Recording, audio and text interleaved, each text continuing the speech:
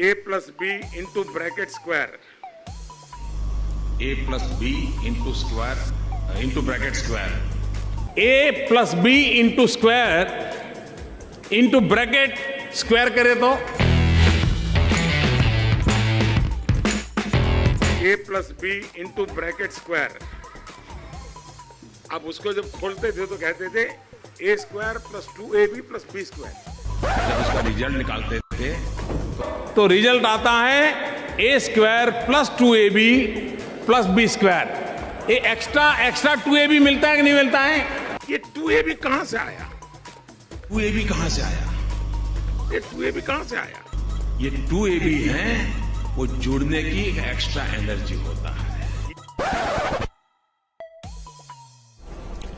मैंने पहली बार digital camera का उपयोग किया था 87-88 में शायद, और उस समय बहुत कम लोगों का ईमेल रहता था।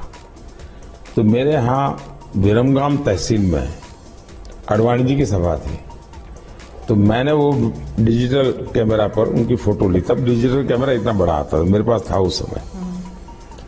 मैंने फोटो निकाली और मैंने दिल्ली को ट्रांसमिट की, और दूसरे दिन कलर फोटो छपी। तो अडवाणी जी को बड़ा सरप्राइज हुआ कि दिल्ली में मेरी कलर फोटो आज की आज कैसे छपी। 31 मार्च 1986 को राजीव गांधी की सरकार में विदेश संचार निगम लिमिटेड VSNL का गठन होता है।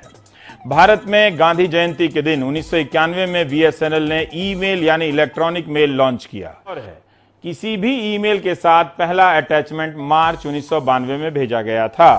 ये अटैचमेंट एक तस्वीर थी, भेजने वाले का नाम नथानियल बोरेनस्टाइन था, जबकि बकौल वो अमेरिका के, जबकि बकौल मोदी वो 87-88 में फोटो अटैच कर दिल्ली भेज चुके थे और आडवाणी जी सरप्राइज हो चुके थे। इस लिहाज से प्रधानमंत्री ने भी ईमेल होने की बात गलत बताई। 87-88 में ईमेल से कैसे अटैचमेंट भेज दिया, जबकि ईमेल आया ही 1992। A nation that you can trust. A rise in global integration. In global integration. So, how can you help and guide us to protect our pristine environment? देखिए, आज छोटे छोटे बालक भी क्लाइमेट चेंज और एनवायरनमेंट चेंज की चर्चा कर रहे हैं।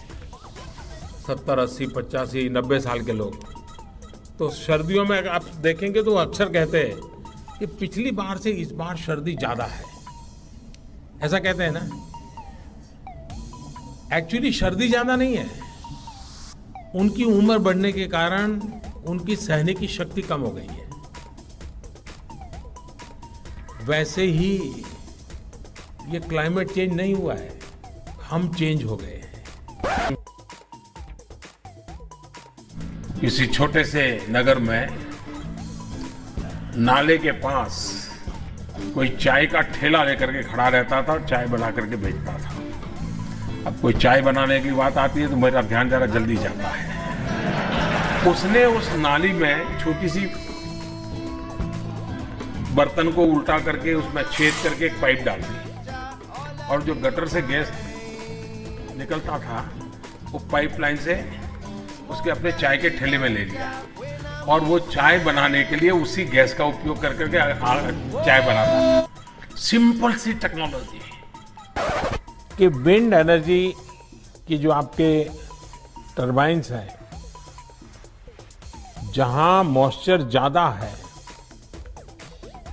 वो हवा में से